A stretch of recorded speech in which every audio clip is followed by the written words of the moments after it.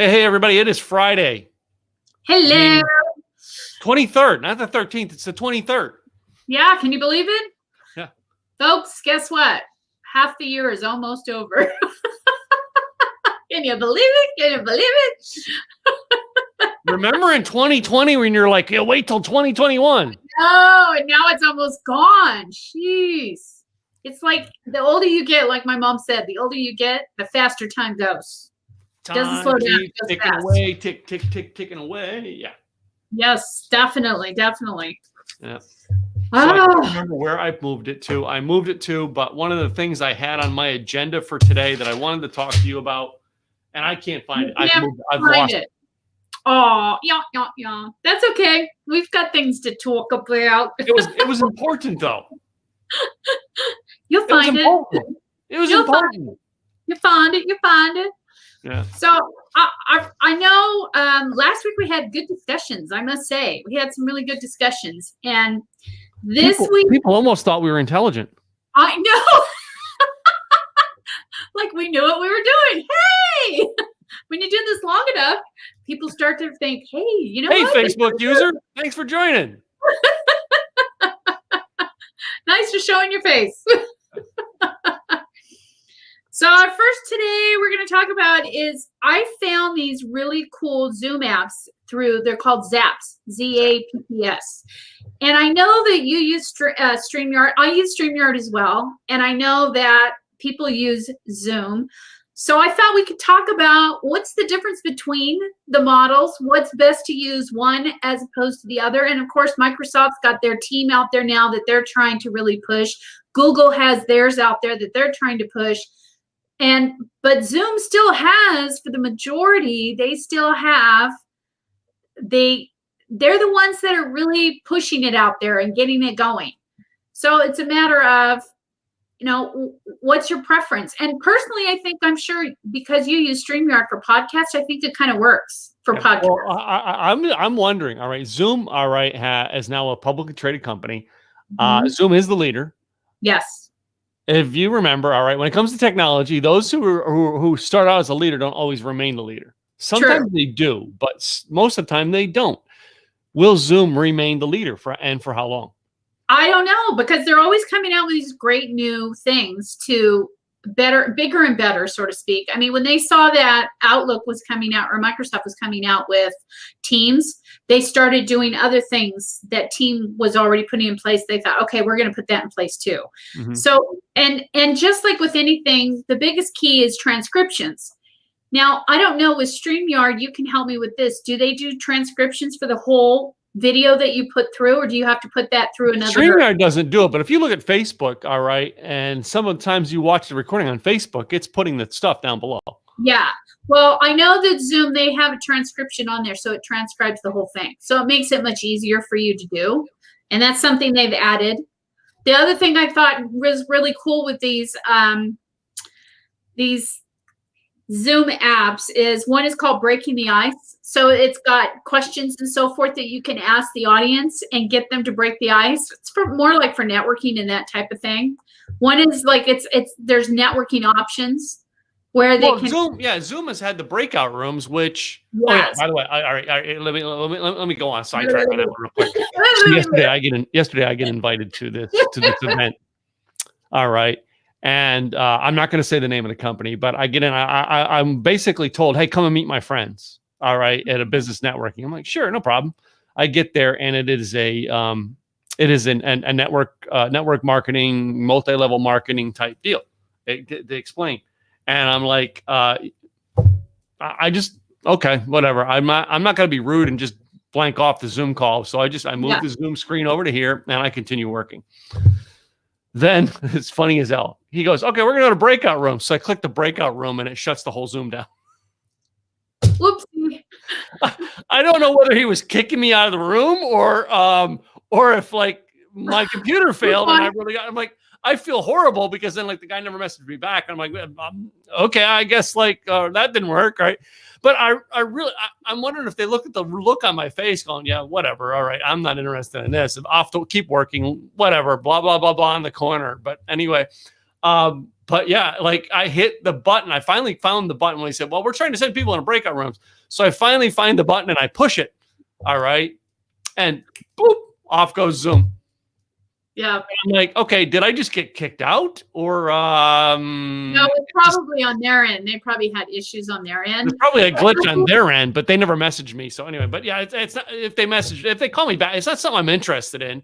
It's not something that I would pitch to my community, because my community, a lot of them, I'm helping them to get away from distractions. And in many in my community, this would be a distraction to what they're trying to do. Yeah. So, but like the whole thing was the Zoom call. I'm like, okay, why did I get kicked out? Well, and part of that though too is a lot of people are using those rooms to put people in and do networking and that type of thing. But it only works when people are still on, because I think a lot of people are getting zoomed out.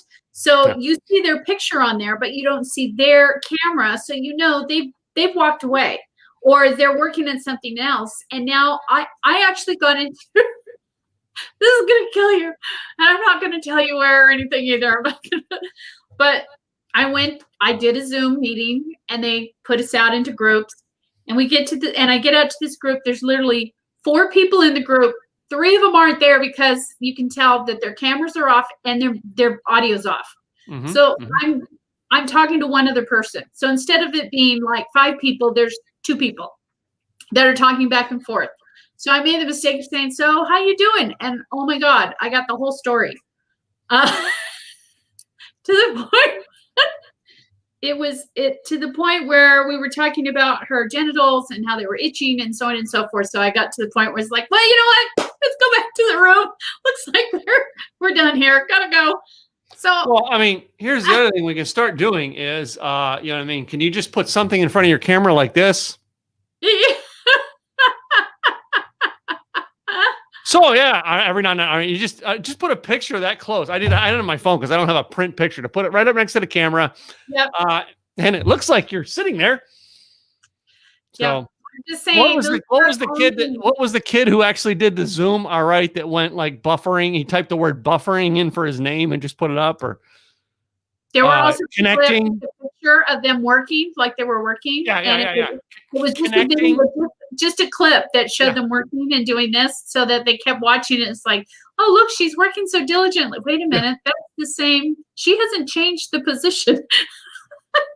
I think the one is the school kid typed in connecting. Yes. But I mean, a lot of people have a lot of options out there, and it's not going away. I'm just saying, virtual meetings, they're not going away. They're still going to stay in place because a lot of people like them, so they're not going away. So it's just a matter of, what are you going to use that's going to work best for you and your audience? And like we were talking about, I think live stream works really well for the podcast. I don't know necessarily for. I don't use Zoom to live stream though. I have never used Zoom. The only live stream I'm doing, like I did my virtual event in May, and we broadcast it from Zoom into the Facebook group of the people who paid to be part of the community. That's the only time I've ever used that concept, because to me, Zoom is a meeting. Now I realize I have webinar features on there. I just haven't used them yet.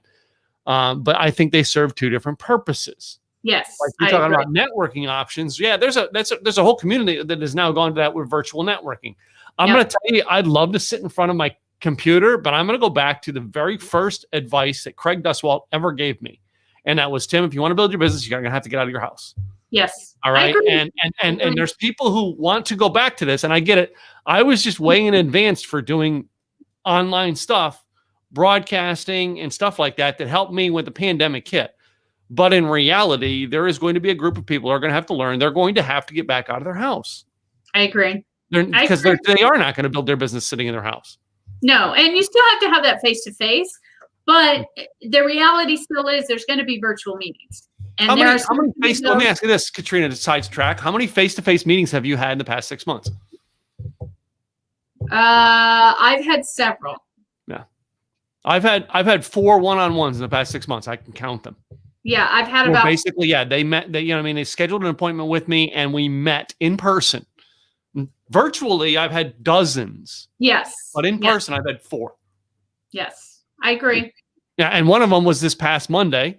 And that might end up being one of the biggest contracts I've ever signed if I get it. Yeah.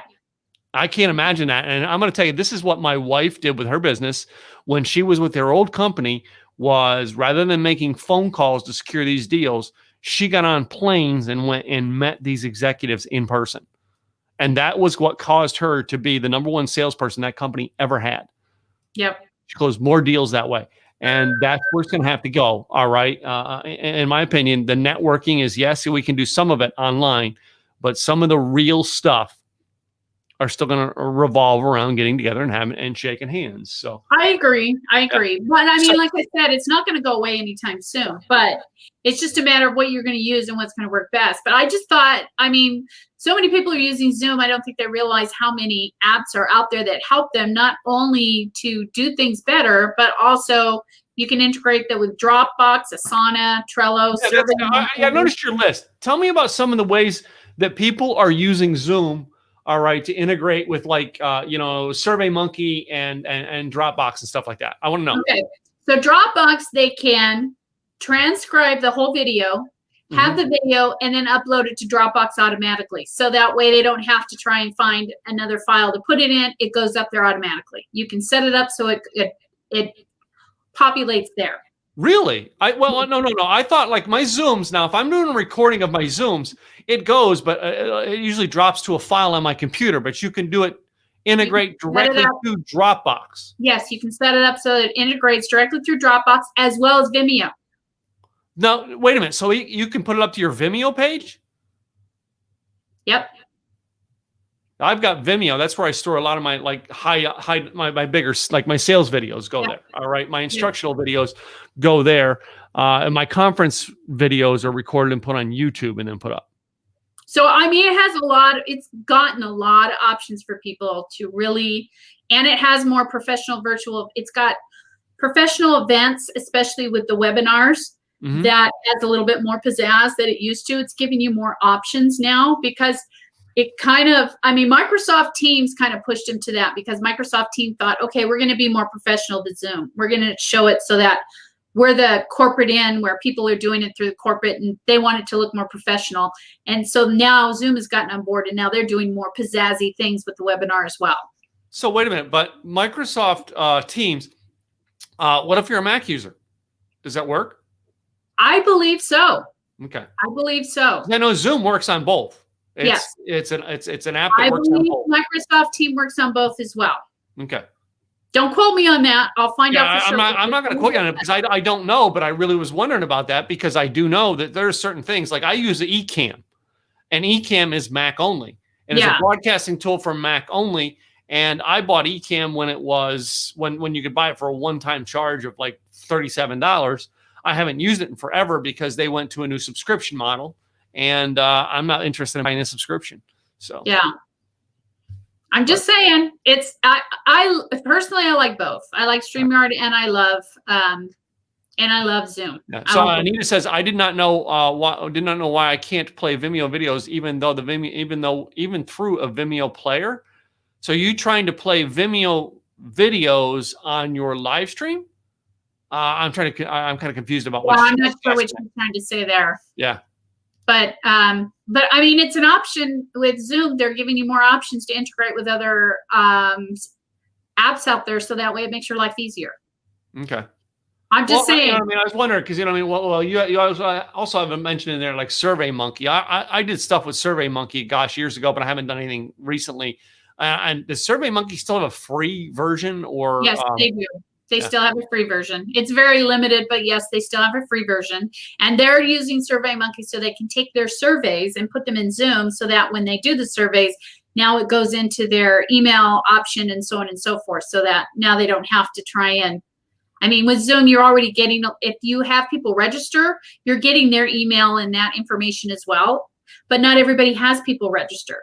So it's another option to get people onto your list. Through SurveyMonkey. There's a lot of options out there that wait a minute. Now the Zoom registration. Now this is something Craig and I were talking about because of the fact that Craig was using the Zoom registration to get you to register for each event. And I actually set mine up to where it's a repeating event. So like I have a Monday call for my mastermind and I have a Wednesday call for my mastermind. And I set that up with a registration. But if they register, they're registered for like the next 20 and then it continues on. Exactly. Right? Where Craig was doing, they register each Every individual one. Yes. So he was getting their name and their email address each time. Yeah. And I don't think you need to do that. You can do recurring, which like we talked about, that's much easier than trying to do each individual one. So, but how about if you get that name and email address, can you take that email address when it's put in the Zoom page and add that to your email marketing tool like Kartra? I don't see why not. Okay. I mean, if it goes through, if there's a way to integrate it through Kartra so that there's like a pop-up or a registration through Kartra. I mean, I make them register for, this is how I've always done it. I make them register to get on a list on Kartra to tell them when I'm doing the events. And then I send, here's the specific event if you want to register for this class. Yeah. So that's how I've done it. I know a lot of people out there, they're trying to use the webinar to get people to register and be on the list just by using the webinar. And that's why I was wondering if they register on Zoom and they haven't registered on my website. I think there's a way. Yeah. There's always a way. We just got to find out how to do it. Yeah, there's always a way. You just got to find out how to do that through Kartra. I'm king of there's always a way. Always a way. It's always figure outable. Okay, let's do. Let's see. Any including from free stocks like Pixaboy and Pixels, so I can't download them. And Pixels, so I can't download them. Any including. Okay, so yes. First of all, Anita she's not in America; she's overseas. So, so that's probably a different thing. There may be stuff related to what your country you're in and what stuff you're able to download or use. Yeah. And there's licensing, like I just got a licensing ping on a video I did 4 years ago that I don't know what clip of the song was in it because the video's 4 years old, so how I don't know, but it sent me this not trademark, but like copyright, yeah, copyright infringement. Yeah, I'm like, it was 4 years ago. Nobody's watched that video in 3.5 years. Yeah. So I just clicked the delete video and it doesn't matter to me. Yeah. Yeah.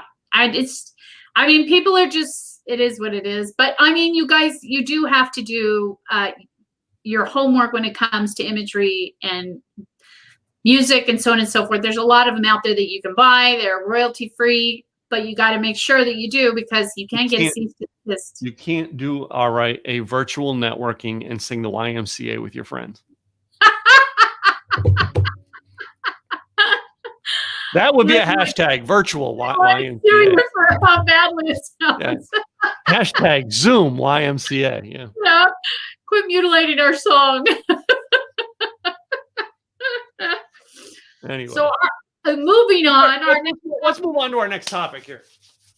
So this next topic we talked about last week, and this is something that I'm really gung-ho on. And the thing is I've read more and more articles that companies in regards to corporate, and it astounds me why corporate is stagnant and they don't move. They don't make any changes. They don't go with the flow. They just say, nope, this is how it is. If you don't like it, go somewhere else.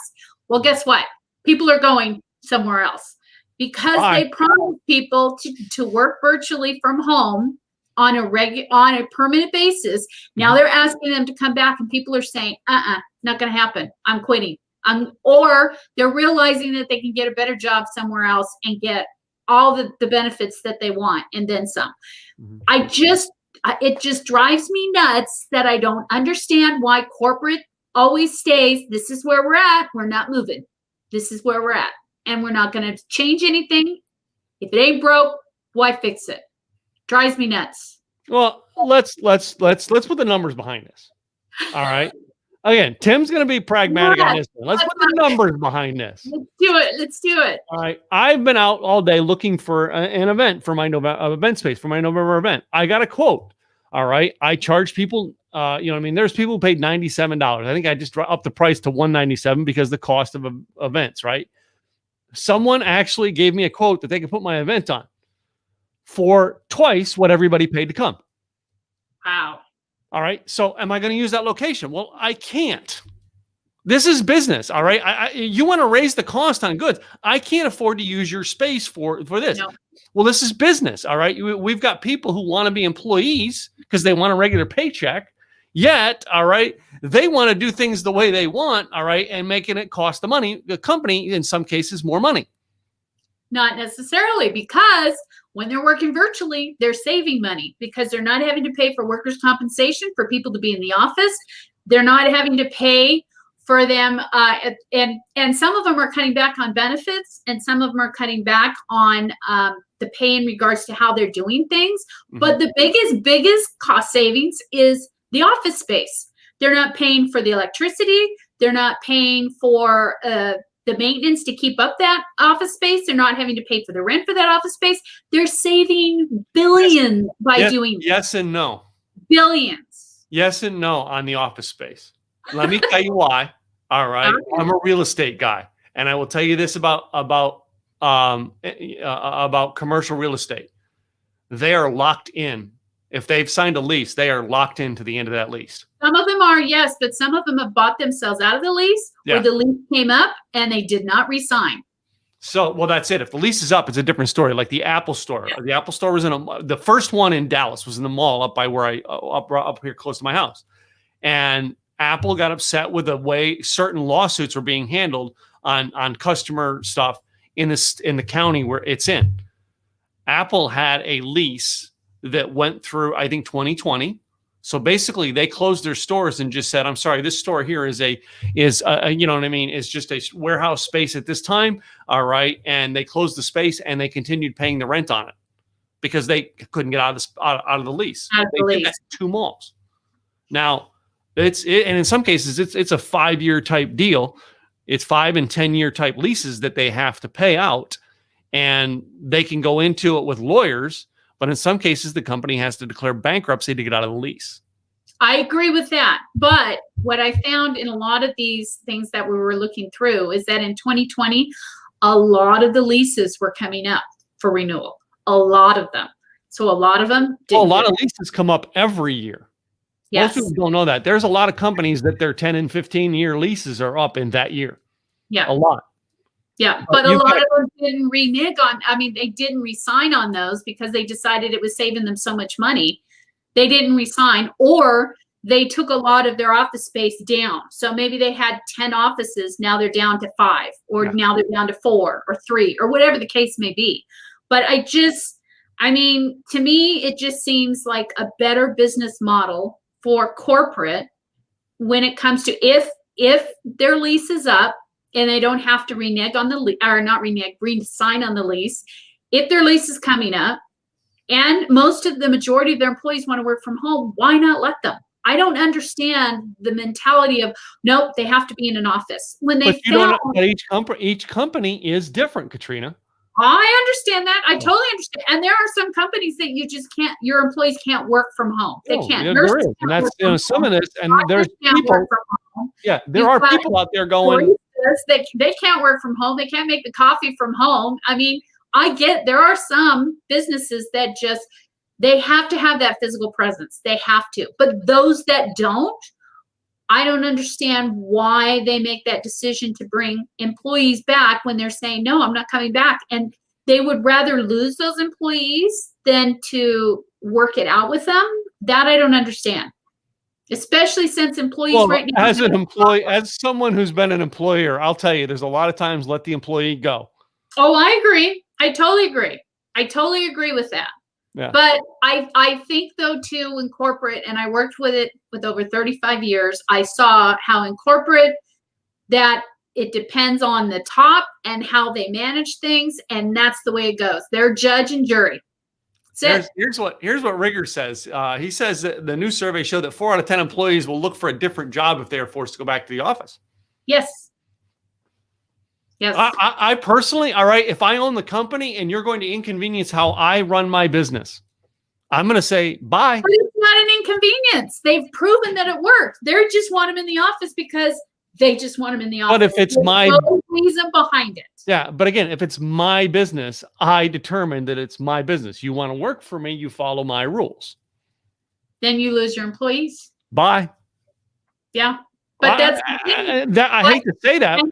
But that's what's going on with the market right now. That's why we've got shortages left and right, because we can't find the employees to do the job, because they're saying, nope, not going to do it. I'm going to go over here and make more money. Nope, not going to do it. I'm going to go over there and make more money. Nope, not going to do it. But yeah, you get they go out and make more money, but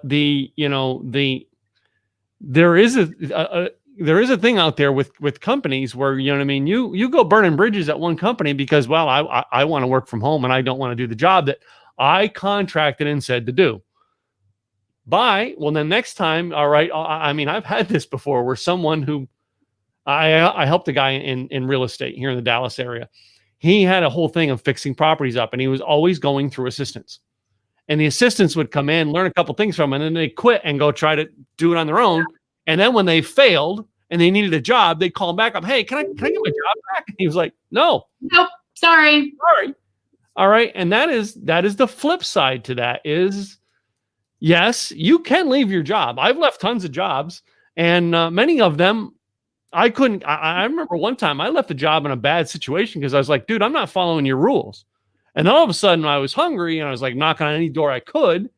And they're like, sorry, we don't re-employ people who quit on us. And I'm like, yeah, well, my mom always taught me, you don't burn bridges. So I was very good for the most part. I was just like anybody else though, but I was very good for the most part not to burn bridges. And I'm not saying you burn bridges when you're working with a company and now you're saying, I'm out of here. I'm just trying to state, why is it that a company, when they see it's working and it's saving them money, why they decide we're going to go backwards instead of forwards?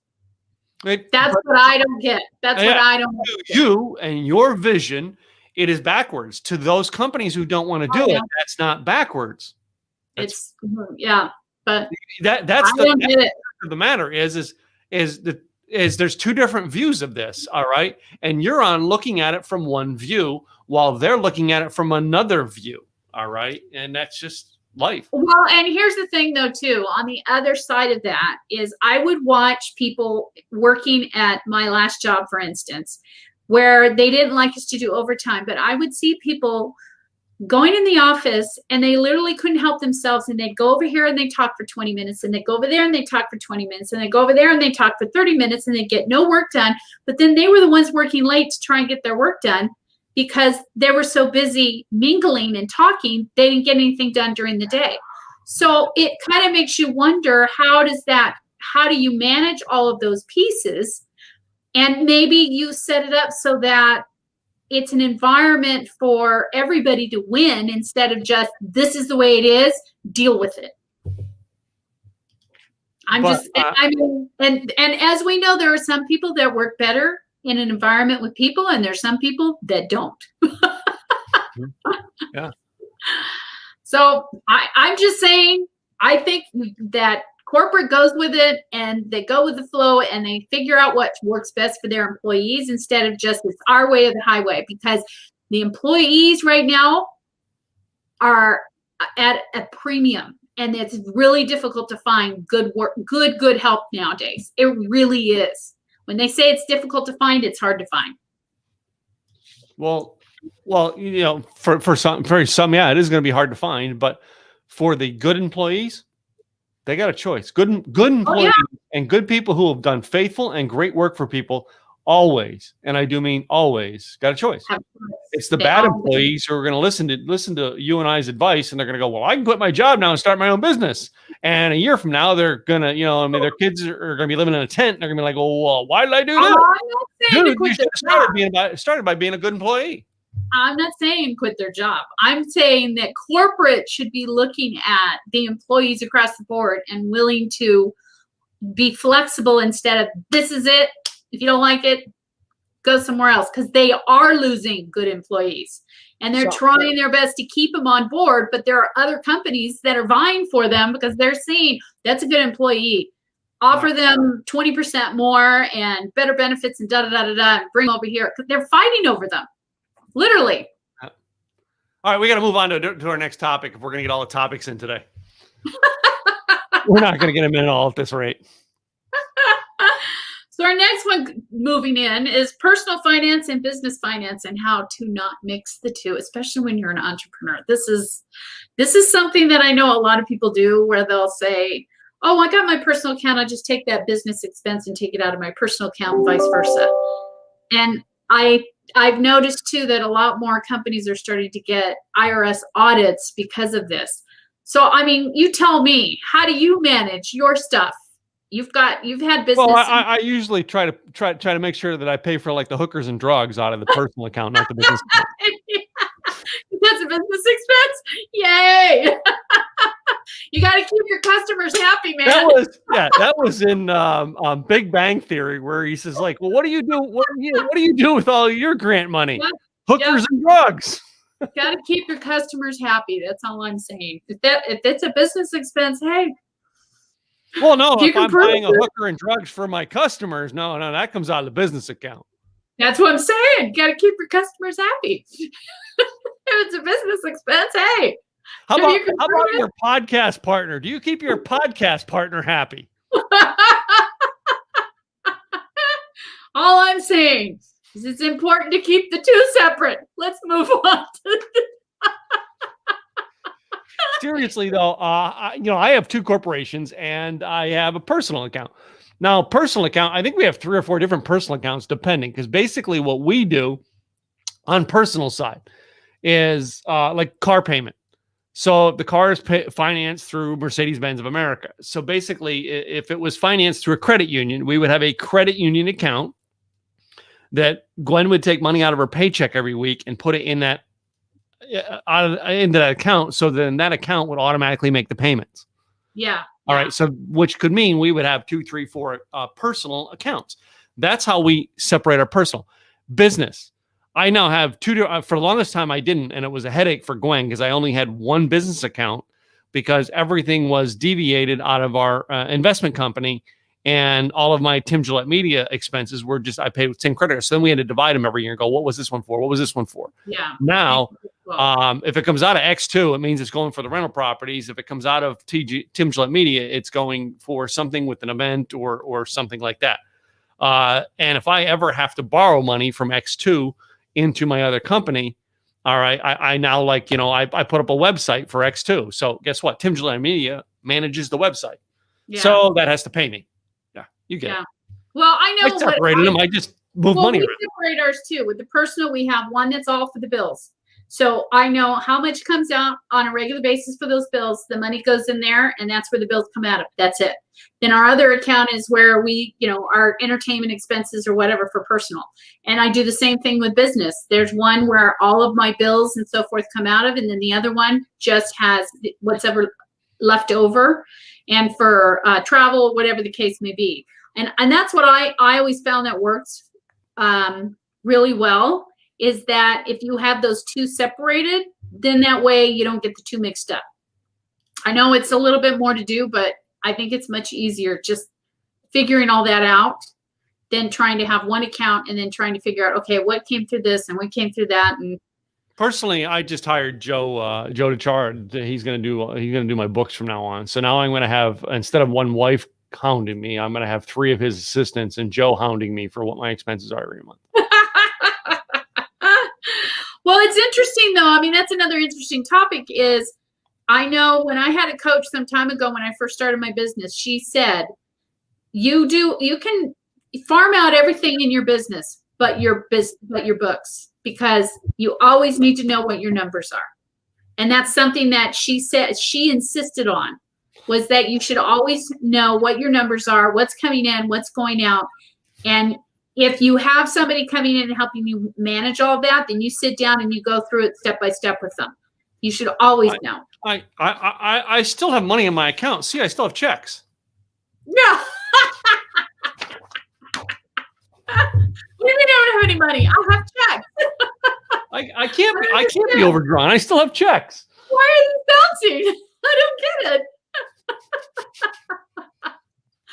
Believe it or not, I know some people that really have that mindset. That's the scary thing.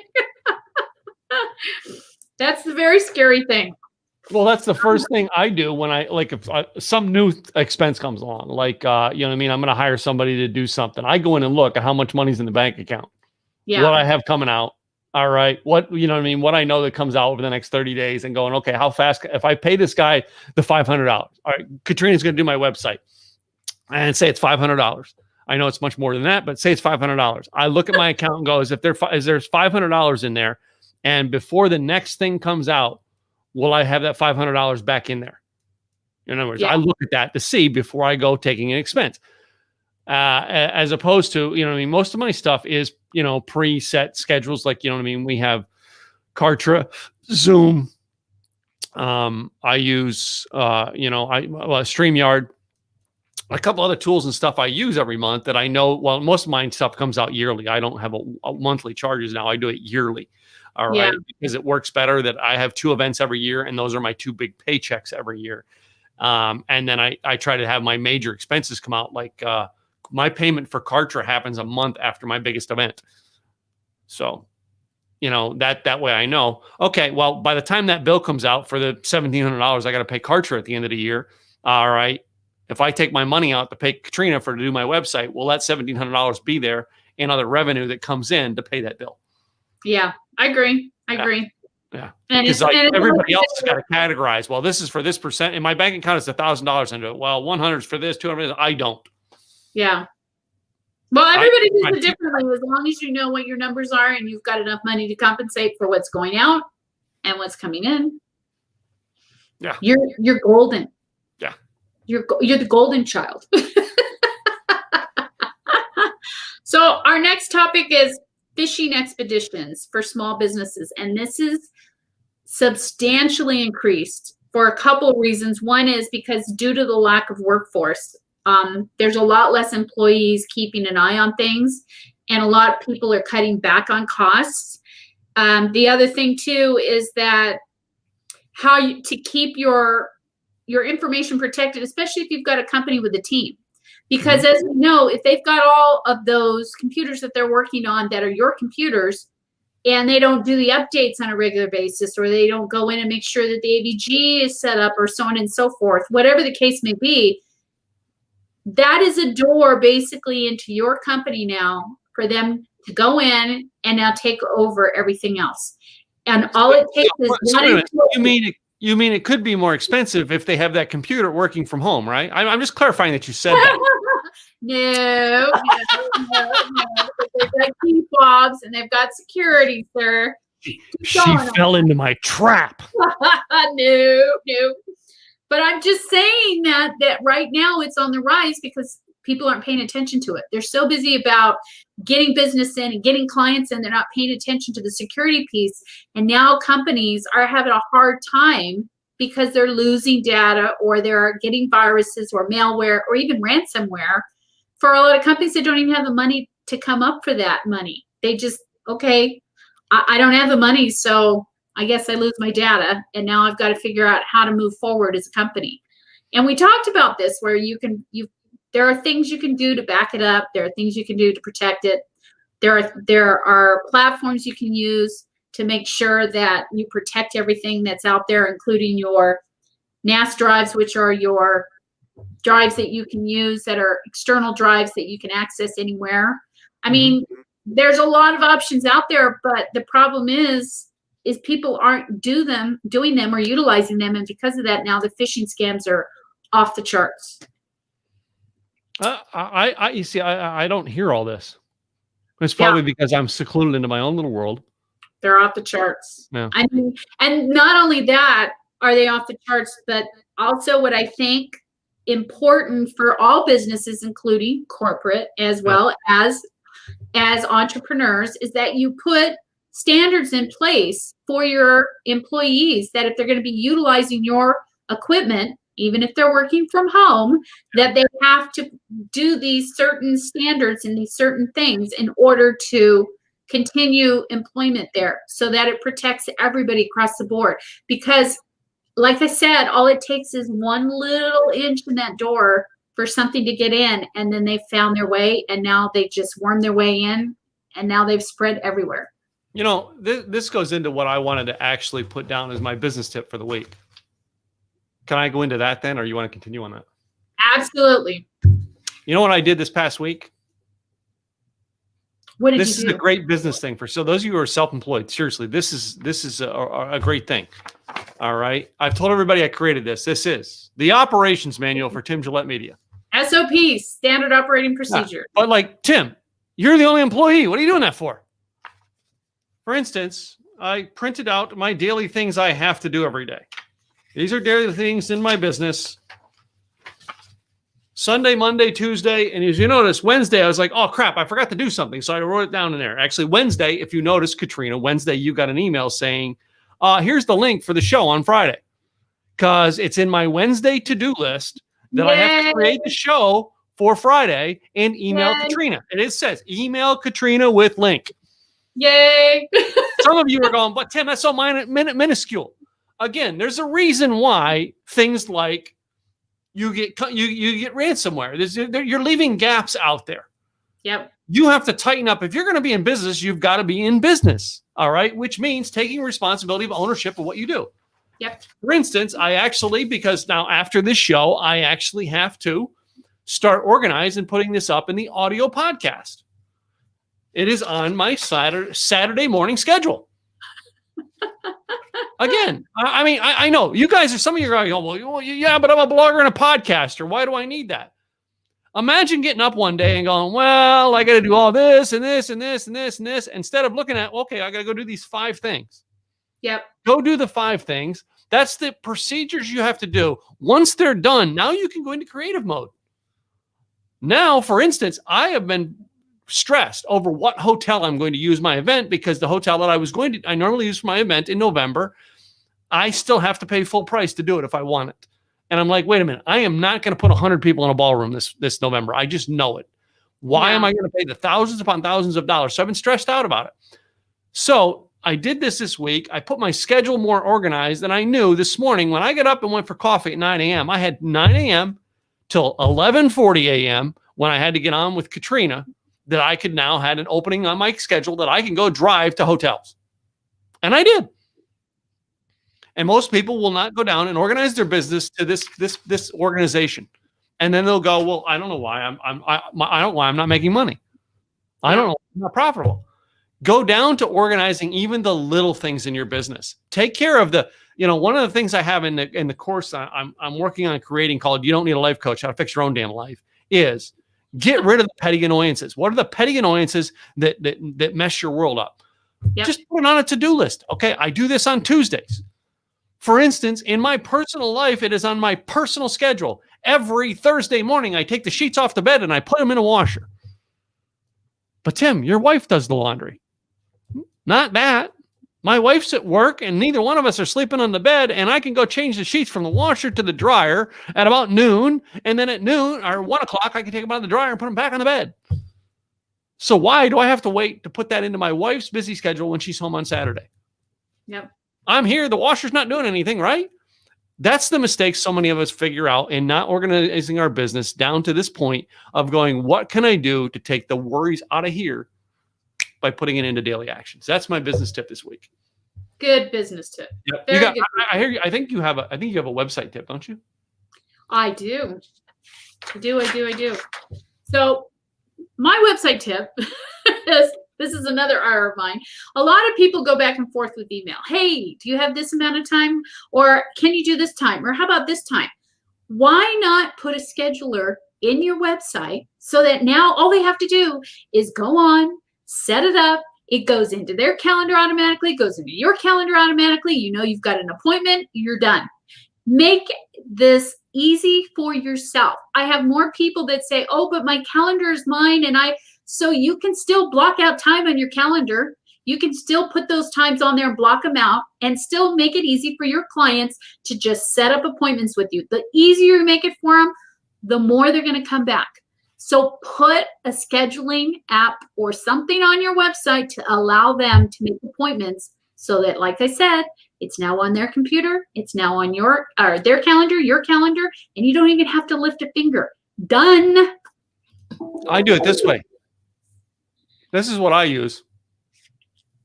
I created the calendar in the available spots and I just took one of my domain names and pointed it to the calendar app. I mean, there's so many of them out there. There's free ones. There's ones that you can pay for, and it's so easy to implement. Folks, you're wasting time if you're not utilizing your website to do this. You're wasting time. I'm so much time wasted on, are you available on Friday at da-da-da? Well, what about Thursday? How about Wednesday? And you go back and forth and back and forth. Yeah. This way, done. Make it easy on yourself and your clients. Again, I mean, that's it. I can look at my schedule and tell you, I can look at my schedule for the next, really, I got 30 days sitting in front of me right here, and I can look at and see. And that's it. I mean, I set the calendar up to do certain things. I use Calendly myself. I don't know which one you use, Katrina, but I use Calendly. Yeah. And it does. I mean, you click a link. If you want to book a podcast, it takes you in. These are the days I'm available to do podcast. Yeah. There's Calendly, there's Acuity, which just got bought out by Squarespace not too long ago. There's, I think it's Time Trader. There's all kinds of out there that are freebies as well as, and there's new ones out there all the time. I personally use Dubsado because it integrates with other things and it has a calendar piece. I know Kartra has a calendar piece, but they're still working on the. Yeah, it does. Yeah, it doesn't go back and forth. It doesn't do the double push back and forth. It only pushes one way, which makes it difficult. So they're working on that. And eventually if that's the case, then I might move over to that. But I mean, these are simple things that they're not that much money. They're very inexpensive that you can set up. I want to say mine's not even like 50 or 60 bucks a year. Yeah, they're cheap. They're really cheap. And how much is your time worth? Yeah. How much do you want to go back and forth on an email and spend time on the phone? What about Friday? What about Thursday? What about? And then it's well, even in our world, if we're going to stay digital, we're going to stay in the online world. Now our time isn't across the same time zone. You and I are in 2 different time zones. You know what I mean? Yes. You still haven't eaten breakfast. I'm ready for lunch. You know, that's a big difference in time. Yes, and that's all included in these calendar formats. So that way, instead of you getting it mixed up and saying, "Oh crap, that's right, they're from Texas, so they're 2 hours ahead," and I got to figure out that my time for it already figures it out for you. Yes. Why reinvent the wheel? You've seen James Malinchak, and I remember when James Malinchak said this is from stage. He said, "All right, if I can pay somebody $200 or less to do it, why am I doing it myself?" Calendar app, $60 some odd dollars a year. If I can pay somebody $100 to take that headache off my thing, and I literally can't tell you how many times people go, "Well, what's on your calendar?" And I'm like, "Here's the link. Go find a spot."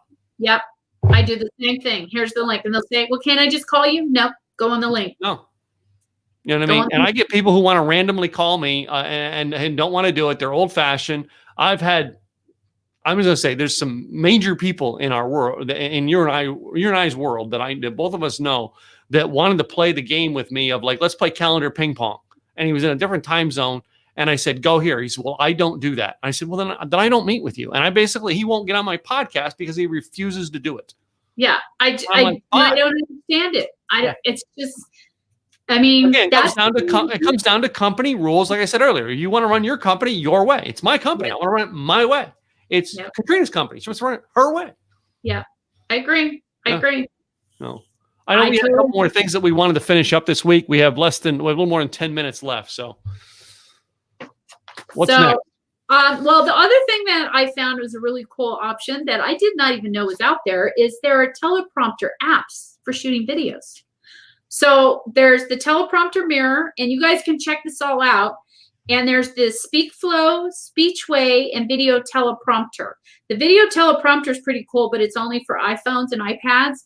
But the nice thing is it plays it on either your phone or your laptop so that you can see it going on the side. So instead of having papers all over the place and sitting here looking down on your notes, you can literally look straight at and see your whole script and what you want to talk about on these teleprompters. So, I mean, like I said, it's a virtual world, and they're making it that much easier for us to do things in this virtual world and be much more successful. And this is one of them, teleprompters. I think it's an awesome idea. So, yeah. Great. Yeah, it is.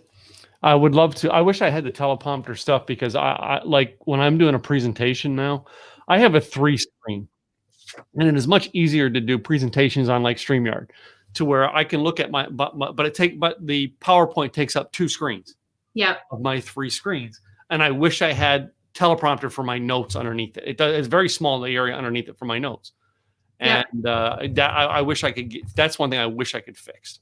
So teleprompters might be the thing. Yeah, I mean, it's a great way, and your audience doesn't see it; only you see it on your end. And most of them are where you see it going across, but you can still see your screen.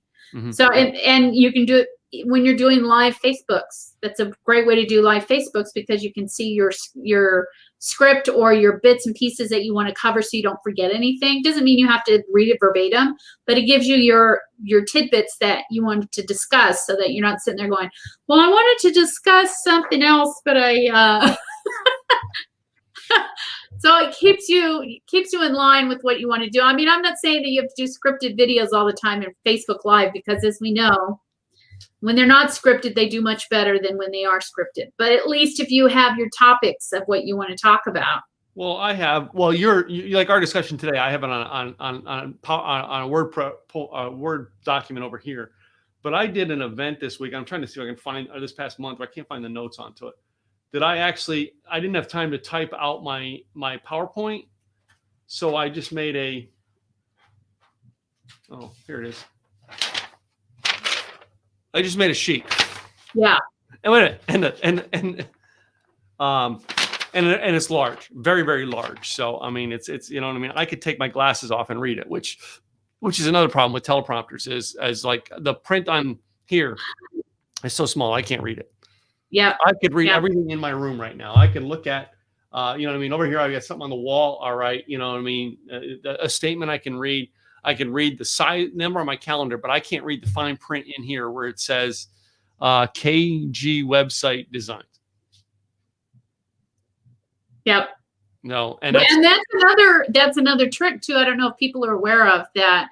When you're on any of the search engines, and when I mean that, I mean Chrome, Firefox, Mozilla, Safari, whatever, at the very top right of your screen, there are 3 dots. Yeah. If you click on those 3 dots, there's an option there that says zoom, and you can zoom in and you can zoom out. So you can make the text bigger, you can make it smaller, you can make the whole screen bigger and smaller. And that way it makes it easier for you to see things, especially. Oh, wow. I mean, it's awesome what you can do with it. And it's an easy thing. It's an easy fix for you just to see, and then you can bring it back down to 100%. You can take it down, take it up, whatever you want. I just put it at 175%. I can read the letters in here, but what it did in StreamYard is it took the box and made the box you and I are in is much smaller. Yeah. So it just depends on how it reframes things. Yeah. But it's a great option too, that if you're doing things online and you're trying to see things in regards to a website, those 3 dots at the very top right corner on any one of the search engines is there, and you should be able to pull it up, zoom it in, zoom it out, whatever the case may be. Yeah. Another tip. Didn't know that, Katrina. Oh my God. Another tip. Just full of stuff. Well, just don't say what the. Yeah, we all know what we're full of. You would come back with some comment full of stuff. Does that mean you're full of? Probably. So. Yeah. So, oh wow, cool. Somebody just started following us on Twitch. Cool. So cool. Do you have anything to add or finish off today? I mean, we're almost at the top of our hour. We're getting there. Right, so yeah, there was. Yeah, we're almost topping out. And what I wanted to finish off with today is we are getting ready to put out the audio version of our podcast. Should we delay, put them out? So basically episode 1 would come out on the audio only this week, audio 2, or should I make them, or should I go into the app when I put all 7 in and backdate them? What is your opinion on putting that out on a podcast now? Oh, I say you put them all in and backdate them. Backdate them? Okay. Yep. Have them all up and just backdate them, because people are going to listen to them when they're going to listen to them. And then as you go forward, you're going to have the newest ones.